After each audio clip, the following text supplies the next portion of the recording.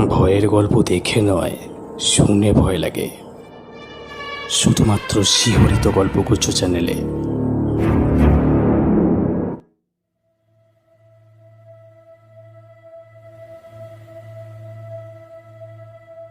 আজকের গল্প বিভূতিভূষণ বন্দ্যোপাধ্যায়ের লেখা মায়া।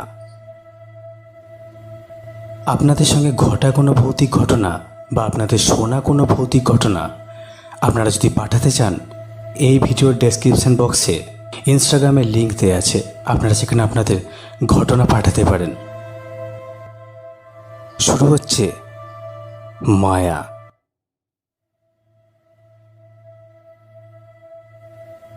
2 বছর আগের কথা বলি।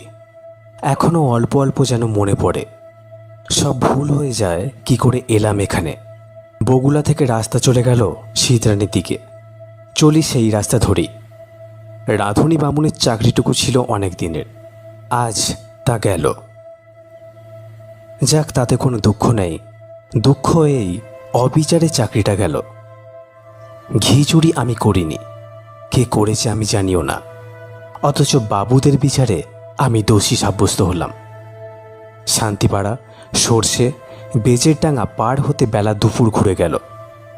খিদেও বেশ পেয়েছে। জোয়ান বয়স, হাতে সামান্য কিছু পয়সা থাকলেও খাবার দোকানে পর্যন্ত এসব অজপাড়া গায়ে চোখে পড়ল না। রাস্তার এক জায়গায় ভারী চমৎকার একটা পুকুর। স্নান করতে আমি চিরকালই ভালোবাসি। পুকুরের ভাঙা ঘাটে কাপড় নামিয়ে রেখে জলে নামলাম। জলে অনেক পানা শ্যাওলা, সেগুলো সরিয়ে পরিষ্কার জলে প্রাণ ভরে ডুব দিলাম। বৈশাখের শেষ, গরমও বেশ পড়েছে। স্নান করে সত্যি ভারী তৃপ্তি হলো।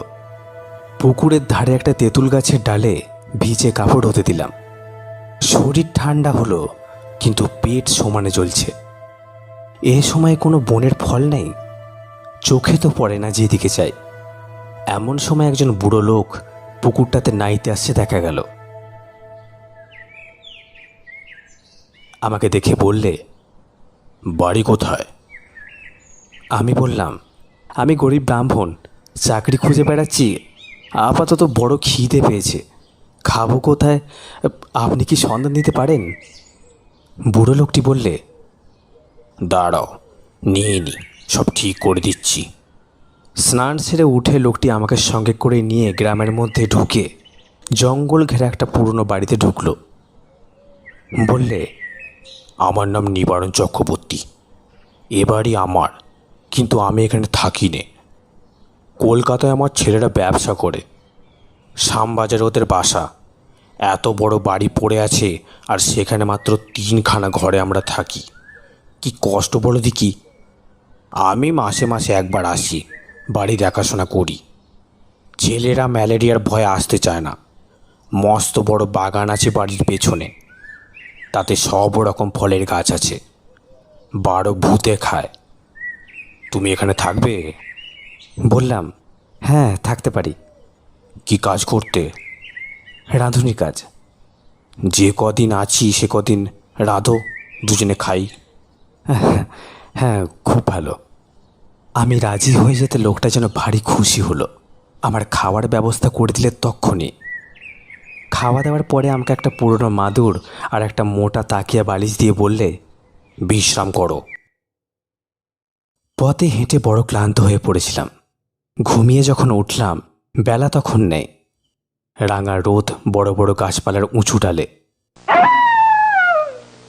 এরই মধ্যে বাড়ির পিছনে জঙ্গলে শিয়ালের ডাক শুরু হলো। আমি বাড়ির বাইরে গিয়ে এদিক ওদিক খানিকটা ঘুরে বেড়ালাম। যেদিকে যাই সেদিকেই পুরনো আম কাঁঠালের বন আর জঙ্গল। কোনো লোকের বাড়ি নজরে পড়ল না। জঙ্গলের মধ্যে এক স্থানে কেবল একটা ভাঙা দেউল দেখতে পেলাম। তার মধ্যে উঁকি মেরে দেখি শুধু চামচিকের আড্ডা। ফিরে এসে দেখি বুড়ো নিবারণ চক্রবর্তী বসে তামাক খাচ্ছে। আমায় বললে, চা করতে জানো? একটু চা করো। আর হ্যাঁ, চিড়ে ভাজো, তেল নুন মেখে কাঁচা লঙ্কা দিয়ে খাওয়া যাবে। সন্ধ্যার পর বললে, ভাত চড়িয়ে দাও, সরু আতপ আছে, গাওয়া ঘি আছে, আলু ভাতে ভাত, ব্যাস। যে একে আর হ্যাঁ, তোমার জন্য ঝিঙের একটা তরকারি করে নিও। ঝিঙে আছে রান্নাঘরের পেছনে, আলো হাতে নিয়ে তুলে আনো এই বেলা। আর একটা কথা, রান্নাঘরে সর্বদা আলো জেলে রাখবে। তা তো রাখতেই হবে, অন্ধকারে কি রান্না করা যায়? হ্যাঁ, তাই বলছি। মস্ত বড় বাড়ি, ওপরে নিচে বোধহয় 14-15খানা ঘর, এছাড়া টানা বারান্দা। 2-4খানা ছাড়া অন্য সব ঘরে তালা দেওয়া। রান্নাঘরের সামনে মস্ত বড় লম্বা রোয়াক, রোয়াকের ওমুড়োয় 4-5টা নারকেল গাছ আর একটা বাতাবি লেবুর গাছ। ঝিঙে তুলতে হলে এই লম্বা রোয়াকের ওমুড়োয় গিয়ে আমায় উঠোনে নামতে হবে, তারপর ঘুরে রান্নাঘরের পিছন দিকে যেতে হবে। তখনও সম্পূর্ণ অন্ধকার হয়নি। আলোর দরকার নেই ভেবে আমি এমনি শুধু হাতি ঝিঙে তুলতে গেলাম। বাপ্পা, কি আগাছার জঙ্গল রান্নাঘরের পেছনে! বুনো ঝিঙে গাছ, যাকে এঁটো গাছ বলে, অর্থাৎ এমনি বীজ পড়ে যে গাছ হয় তাই। অনেক ঝিঙে ফলেছে দেখে বেছে বেছে কচি ঝিঙে তুলতে লাগলাম। হঠাৎ আমার চোখে পড়ল একটি বউমতোকে মেয়ে ছেলে আমার সামনাসামনি হাত 10 দূরে ঝোপের মধ্যে নিচু হয়ে আধঘোমটা দিয়ে আমারই মতো ঝিঙে তুলছে। দুবার আমি চেয়ে চেয়ে দেখলাম, তারপর পেছন ফিরে 7-8টা কচি ঝিঙে তুলে নিয়ে চলে আসবার সময় আর একবার চেয়ে দেখলাম। দেখি বউটি তখনও ঝিঙে তুলছে। নিবারণ চক্রবর্তী বললে, ঝিঙে পেলে? আগে হ্যাঁ, অনেক ঝিঙে হয়ে আছে। আরও একজন কি তুলছিল। নিবারণ বিস্ময় সুরে বললে, কোথায়? ওই রান্নাঘরের পেছনে, বেশি জঙ্গলের দিকে। পুরুষ মানুষ? না, একটি বউ। নিবারণ চক্রবর্তীর মুখ কেমন হয়ে গেল। বললে, কোথায় বউ? চলো দিকি দেখি। আমি ওকে সঙ্গে করে রান্নাঘরের পিছনে দেখতে গিয়ে দেখি কিছুই না। নিবারণ বললে, কই বউ? ওই তো ওখানে ছিল, ওই ঝোপটার কাছে। যত সব। চলো চলো, দিন দুপুরে বউ দেখলে অমনি। আমি একটু আশ্চর্য হলাম। যদি একজন পাড়াগাঁয়ের বউ ঝি দুটো জঙ্গলি ঝিঙে তুলতে এসেই থাকে, তবে তাতে খাপা হওয়ার কি আছে ভেবে পাইনি। তাছাড়া আজ না হয় উনি এখানে আছেন, কাল যখন কলকাতা চলে যাবেন তখন বুনো ঝিঙে কে পাহারা দেবে?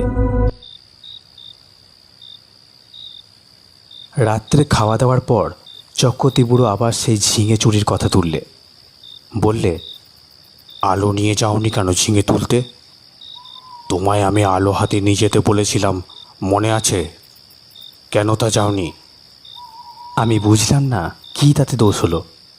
বুড়োটা খিটখিটে ধরনের। বিনা আলোতে যখন আমি সব দেখতে পাচ্ছি, এমনকি ঝিঙে চুরি করা বউকে পর্যন্ত, তখন আলো না নিয়ে গিয়ে দোষ করেছি কি?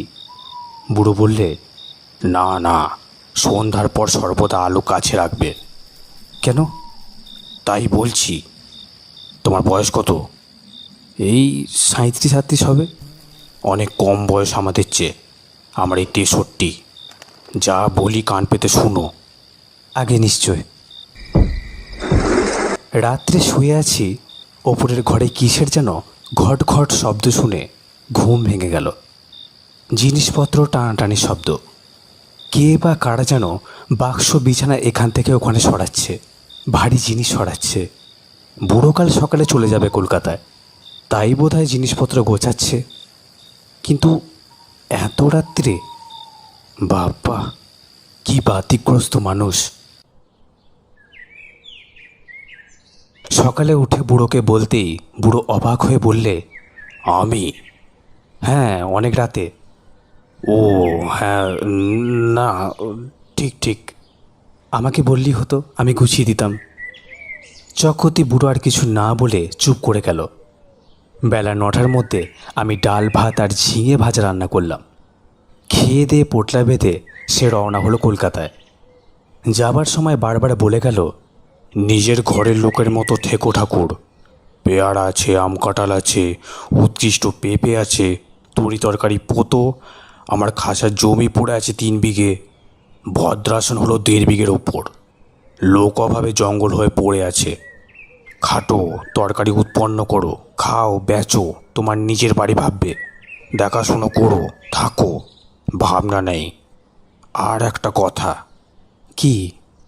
চক্রবর্তী বুড়ো অকারণে সুর খাটো করে বললে, কত লোক ভাঙচি দেবে, কারো কথা শুনো না যেন।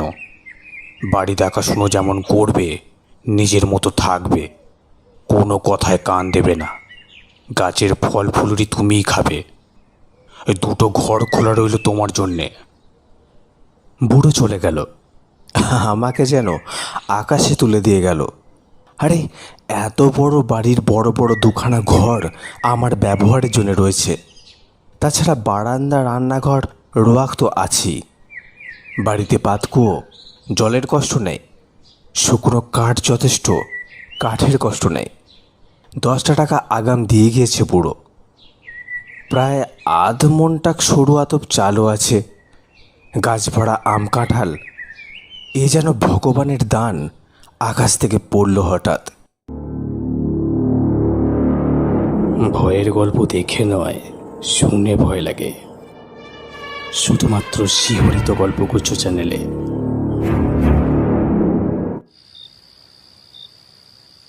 বিকেলের দিকে তেল নুন কিনবো বলে মুদির দোকান খুঁজতে বেরোলাম। বাপরে, কি বন জঙ্গল গাঁখানার ভেতরে! আর এদের যেখানে বাড়ি, তার সীমানায় কি কোনো লোকালয় নাই? জঙ্গল ভেঙে সুরিপথ ধরে 1/2 মাইল যাবার পর একজন লোকের সঙ্গে দেখা হলো। সেও তেল কিনতে যাচ্ছে, হাতে তেলের ভাঁড়। আমায় দেখে বললে, বাড়ি কোথায়? এখানে আছি নিবারণ চক্রবর্তীর বাড়ি। নিবারণ চক্রবর্তী? কেন? দেখাশোনা করি, কাল এসেছি। ও বাড়িতে থাকতে পারবে না। কেন? এই বলে দিলাম, দেখে নিও। কত লোক ও বাড়িতে এলো গেল, ওরা নিজেরাই থাকতে পারে না, তা অন্য লোক। ও বাড়ির ছেলে বউয়েরা কোশ্চিনকালে ও বাড়িতে আসে না। কেন? তা কি জানি। ও বড় ভয়ানক বাড়ি, তুমি বিদেশি লোক, খুব সাবধান।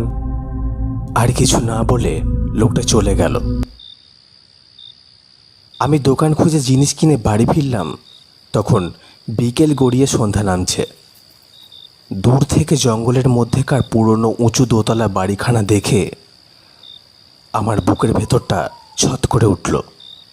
সত্যি, বাড়িখানার চেহারা কীরকম যেন, ও যেন একটা জীবন্ত জীব, আমার মতো ক্ষুদ্র লোককে যেন গিলে ফেলবার জন্য হাত বাড়িয়ে এগিয়ে আসছে। এরকম ওর চেহারা কেন? কিছু না, লোকটা আমার মন খারাপ করার জন্য দায়ী। আমি যখন তেল নুন কিনতে যাই তখন আমার মনে দিব্যি ফুর্তি ছিল। হঠাৎ অমন হওয়ার কারণ হচ্ছে ওই লোকটার ভয় দেখানো কথাবার্তা। গায়ে পড়ে অত হিত করবার কি দরকার ছিল বাবু তোমার? চক্রবর্তী বুড়ো তো বলেই গিয়েছে, কত লোক কত কথা বলবে, কারোর কথায় কান দিও না। কিছু না, গাছপালার ফল ফ্রুটি গায়ে লোক চুরি করে খায় কি না? বাড়িতে একজন পাহারাদার বসালে লুটপাট করে খাওয়ার ব্যাঘাত হয়, সেই জন্যেই ভয় দেখানো। যেমন ওই বউটি কাল সন্ধ্যাবেলা ঝিঙে চুরি করছিল। অনেক দিন এমন আরামে থাকিনি। বিনা খাটুনিতে পয়সা রোজগারের এমন সুযোগ জীবনে কখনো ঘটেনি। নিজের জন্য শুধু 2টো রান্না, মিটে গেল কাজ। সকাল সকাল রান্না সেরে নিয়ে নিচের বড় রোয়াকে বসে আপন মনে গান গাইতে লাগলাম। এত বড় বাড়ির আমিই মালিক, খাটুর কিচ্ছু বলবার নেই আমাকে, যা খুশি করব। হঠাৎ ভয়ানক আশ্চর্য হয়ে গেলাম। দোতলার নালির মুখ দিয়ে পড়তে লাগলো জল, যেমন ওপরের বারান্দাতে কেউ হাত পা ধুলে জল পড়ে। বেশ মোটা ধারে জল পড়তে লাগলো। তখন আমি উঠে রোয়াকের ধারে দাঁড়িয়ে দোতলার বারান্দার দিকে চেয়ে দেখলাম, তখনও জল পড়ছে, সমানে মোটা ধারায়। ওপরের সিঁড়ির দরজায় তালা দেওয়া, চাবি চক্রবর্তী মশাই নিয়ে গেছেন, সুতরাং দোতলায় যাবার কোনো উপায় আমার নেই। কিন্তু এ জল কোথা থেকে পড়ছে? মিনিট 10 পড়ার পর জলের ধারা বন্ধ হয়ে গেল। আমার মনে হলো চক্রবর্তী মশাই বোধহয় কোনো কলসি বা ঘড়াতে জল রেখে গিয়েছিলেন ওপরের বারান্দাতে। সেই কলসি কিভাবে উল্টে পড়ে গিয়ে থাকবে? নিশ্চয়ই তাই, তাছাড়া জল আসবে কোথা থেকে? একটু পরে গিয়ে শুয়ে পড়লাম। আলো নিভিয়ে শুয়ে পড়ার সঙ্গে সঙ্গে আমার চোখে ঘুম জড়িয়ে এলো। অনেক রাত্রে একবার ঘুম ভেঙে গেল। জানলা দিয়ে সুন্দর জ্যোৎস্না এসে পড়েছে বিছানায়। কি একটা ফুলের গন্ধ আসছে, বেশ সুবাস ফুলের। কি ফুল? ঘুমের ঘড়ি ভাবছি, এমন কোনো সুগন্ধওয়ালা ফুল তো বাড়ির কাছাকাছি দেখিনি। তড়াক করে লাফিয়ে উঠলাম। ও কি! জানলার সামনে দিয়ে একটি বউ চলে গেল রোয়াক পেয়ে। হ্যাঁ, স্পষ্ট দেখেছি, ভুল হবার নয়। আমি তক্ষুনি উঠে দরজা খুলে রোয়াকে গিয়ে দাঁড়ালাম। রোয়াকে দাঁড়াতে দুটো জিনিস আমার কাছে স্পষ্ট হলো। প্রথম, সেই ফুলের সুবাসটা রোয়াকে অনেকখানি ঘন। ওই বউটি যেন এই সুবাস ছড়িয়ে দিয়ে গেল এই কতক্ষণ। না, কোনো ফুলের সুবাস নয়। এই কিসের সুবাস তা আমার মাথায় আসছে না। কেমন একরকম যেন লাগছে, একরকম নেশার মতো। কেন আমি বাইরে এসেছি? ও ও কে একটি বউ রোয়াকবে খালি খাকে চলে গিয়েছিল, সেই ছড়িয়ে গিয়েছে এই তীব্র সুবাস। কিন্তু কোনো দিকে তো নেই, সে গেল কোথায়? সেই রাতে সেই পর্যন্ত। কতক্ষণ পরে ঘরে এসে শুয়ে ঘুমিয়ে পড়লাম। সকালে উঠে মনে হলো সব স্বপ্ন। মনটা বেশ হালকা হয়ে গেল। কাজকর্মে ভালো করে মন দিলাম। বন জঙ্গল কেটে কিভাবে তরি তরকারি আবাদ করব, সেই আলোচনা করতে লাগলাম মনের মধ্যে। একটা অসুবিধা এখানে থাকবার, বড্ড নির্জনে থাকতে হয়। কাছাকাছি যদি একঘর লোকও থাকতো তবে এই কষ্ট হতো না। কথা বলার একটা লোক নেই, এই হলো মহা কষ্ট। সেদিন দুপুরে একটা ঘটনা ঘটল। আমি ভাত নামিয়ে হাঁড়ি রাখতে যাচ্ছি, এমন সময় দোতলার বারান্দাতে অনেক লোক যেন একসঙ্গে হেসে উঠল।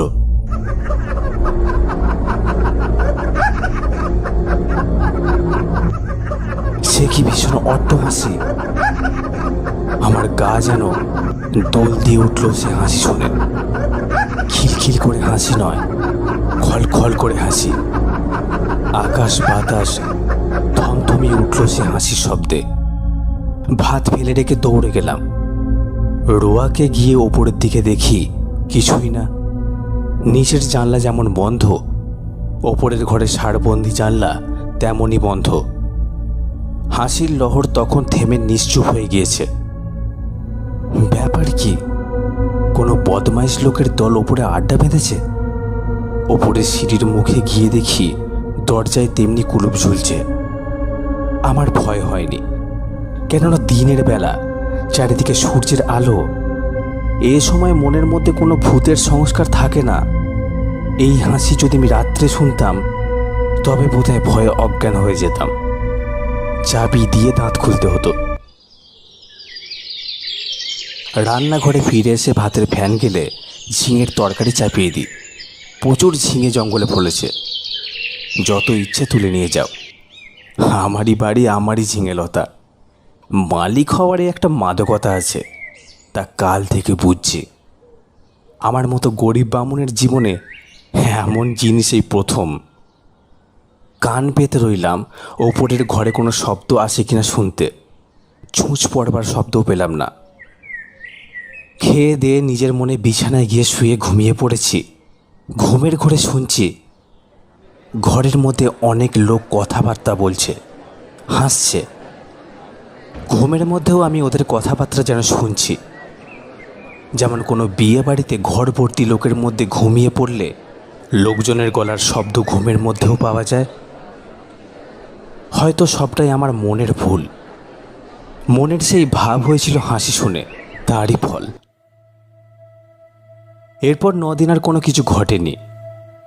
মানুষের মনের অভ্যাস অপ্রীতিকর জিনিসগুলো তাড়াতাড়ি দিব্যি ভুলে যেতে চায়। পারেও ভুলে যেতে। আমি নিজের মনকে বোঝালাম ওসব কিছু না, কি শুনতে কি শুনেছি। বউ দেখা চোখের ভুল, হাসি শোনাও কানের ভুল, সব ভুল। এ 9 দিনে আমার শরীর বেশ সেরে উঠল। খাই দাই আর শুধু ঘুমাই, কাজকর্ম কিছু নেই। কেমন একরকম কুড়েমি পেয়ে বসেছে আমাকে। আমি সাধারণত খুব খাটিয়ে লোক, শুয়ে বসে থাকতে ভালোবাসি রে। কিন্তু অনেক দিন ধরে অতিরিক্ত খাটুনির ফলে কেমন একরকম অবসাদ এসে গিয়েছে। শুধুই আরাম করতে ইচ্ছা হয়। 9 দিনের দিন বিকেলে মনে হলো রান্নাঘরের পেছনে সেই ঝিঙের জঙ্গলটা কেটে একটু পরিষ্কার করি। ঝিঙের লতাগুলো বাঁচিয়ে অবশ্য ওখানে ঝালের চারা পুঁতব। আর একটা চাল কুমড়োর এঁটো লতা হয়েছে ওই জঙ্গলের মধ্যে, সেটা বাঁশের কঞ্চি দিয়ে রান্নাঘরের ছাদে উঠিয়ে দেব। এ বাড়িতে কাজ করে সুখ আছে, কারণ দা, কোদাল, কাস্তে, নিরেন, শাবল, কুড়ুল সব মজুত আছে, ঘরের কোণে একটা হাত করাত পর্যন্ত। অল্পক্ষণ মাত্র কাজ করেছি, ওই আধ ঘন্টাও হবে না। হঠাৎ দেখি সেই বউটি ঝিঙে তুলতে এসেছে। নিচু হয়ে ঝোপের মধ্যে ঝিঙে তুলছে। সঙ্গে সঙ্গে দোতলার ঘরগুলোর মধ্যে এক মহা কলরব শুরু হলো। অনেকগুলো লোক, আন্দাজ 50 একসঙ্গে যেন হই হই করে উঠল। সব দরজা জানলা যেন একটা ঝড়ের ঝাপটা লেগে একসঙ্গে খুলে গেল। বন কাটা ফেলে আমি উপর দিকে চেয়ে দেখলাম, সামনে রোয়াকে এসে দাঁড়ালাম। কই, একটা দরজা জানলার কপাটও খোলেনি দোতলায়, যেমন তেমনিই আছে। ব্যাপার কি, বাড়িটার মৃগী রোগ আছে নাকি? মাঝে মাঝে এমন বিকট চিৎকার করে ওঠে কেন? এবার তো ভুল হবার কোনো কথা নয়। সম্পূর্ণ সুস্থ মনে কাজ করতে করতে এই চিৎকার আমি শুনেছি এই মাত্র। এখন আবার চারিদিক নিঃশব্দ, কোনো দিকে কোনো শব্দ নেই। সেই বউটি আবার ঝিঙে তুলতে এসেছে এই গোলমালের মধ্যে।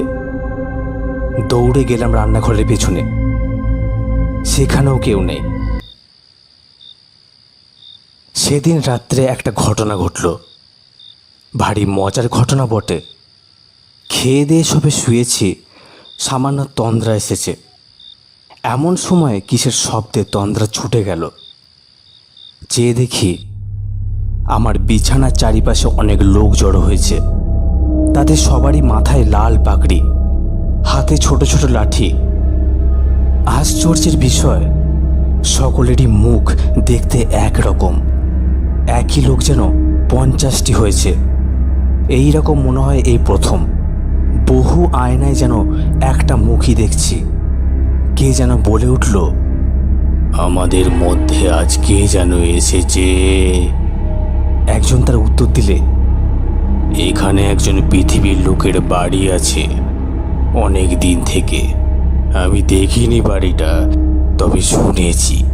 যারা দেখতে জানে তারা বলে সেই বাড়ির মধ্যে একটা লোক রয়েছে। কোথায় বাড়ি? আমরা কেউ দেখিনি।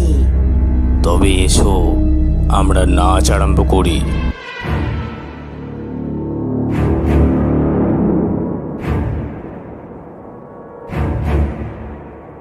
বাপরে বাপ, কথায় বলে ভূতের নৃত্য শুনিয়ে এসেছিলাম এতদিন, এইবার সচক্ষে দেখলাম।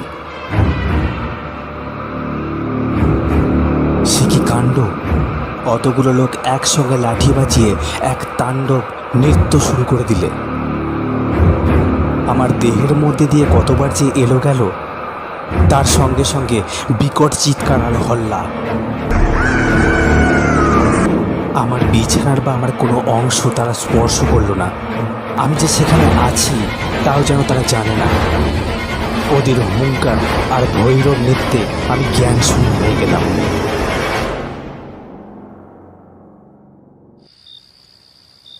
যখন জ্ঞান হলো, তখন শেষ রাত্রে জ্যোৎস্না খোলা জানলা দিয়ে এসে বিছানায় পড়েছে। সেই ফুলের অতি মৃদু সুবাস ঘরের ঠান্ডা বাতাসে আমি আধ অচেতনভাবে জানলার বাইরে জ্যোৎস্না মাখা গাছপালার দিকে চেয়ে রইলাম। কতক্ষণ পরে জানি না ভোর হয়ে গেল। বিছানা ছেড়ে উঠে দেখি ঘুমের কোনো ব্যাঘাত হয়নি। সুনিদ্রা হলে শরীর যেমন ঝরঝরে আর সুস্থ হয় তেমনি বোধ করছি। তবে সে ভূতের নাচ কে দেখেছিল? সে নাচ কি তবে ভুল? খেয়ে দিয়ে পরম আরামে শুয়ে ঘুমিয়ে পড়ে স্বপ্ন দেখেছি? তাই যদি হয় তবে শেষ রাত্রে ঠান্ডা বাতাসে যে ফুলের সুবাস পেয়েছি তা কোথা থেকে এলো? সেই বউটি যখন চলাফেরা করে তখনই অমন সুবাস ছড়ায় বাতাসে। সুবাসটা ভুল হতে পারে না। এখনো সে গন্ধ আমার নাকে লেগে রয়েছে। কোনো অজানা বন ফুলের সুবাস হয়তো। তাই হবে। তেল কিনতে গিয়েছি দোকানে। দোকানি বললে, কীরকম আছো? বলি, কিছু দেখছো নাকি? না। শুনছো কিছু? না। তুমি দেখছি সাধু লোক, টুকটাক জানো নাকি ভূতের মন্তর? তেল দাও চলে যাই, ওসব বাজে কথা। আচ্ছা, একটা মেয়েকে ওখানে কোনো দিন দেখোনি? বউ মতো কোনো গন্ধ পাওনি? কিসের গন্ধ? কোনো ফুলের সুগন্ধ? না। খুব বেঁচে গিয়েছো তুমি। তোমার আগে যারা ওখানে থাকতো তারা সবাই একটি বউকে দেখতো ওখানে প্রায়। এমন হতো শেষে ও বাড়ি ছেড়ে তারা নড়তে চাইতো না। তারপর রোগা হয়ে দিন দিন শুকিয়ে শেষ পর্যন্ত মারা যেত। দুটি লোকের এরকম হয়েছে এ পর্যন্ত। বাড়িতে ভূতের আড্ডা। ভূতের লোককে পাগল করে দেয়, তাদের কাণ্ডজ্ঞান থাকে না। এমন ভালো লাগে এ বাড়ি, না খেয়ে না দিয়ে ওখানে পড়ে থাকে, ছেড়ে যেতে চায় না। তুমি দেখছি ভূতের মন্তর জানো। আমরা তো ও বাড়ির ত্রিসীমানায় যাইনি। মাথা খারাপ করে দেয় সাধারণ মানুষের। তেল নিয়ে চলে এলাম। ভাবতে ভাবতে এলাম, মাথা খারাপ হবার সূত্রপাত আমারও হলো নাকি? বাড়ির সীমানায় পা না দিতেই আমারও মনে হলো, না, সব ভুল। পরম সুখে আছি, এ ছেড়ে কোথায় যাব? বেশ আছি, খাসা আছি, তোফা আছি। সেই থেকে আজ 2 বছর পড়ে আছি এই বাড়িতে। চক্রবর্তী মশাই মাইনে টাইনে কিছুই দেয় না, তাতে আমার কিছু আসে যায় না। বাড়ি দেখাশুনো করি, বেগুন কলা বেচি, দিনরাত ওদের নৃত্য দেখি, ওদের মধ্যেই বাস করি। এক পা যাইনে বাড়ি ছেড়ে।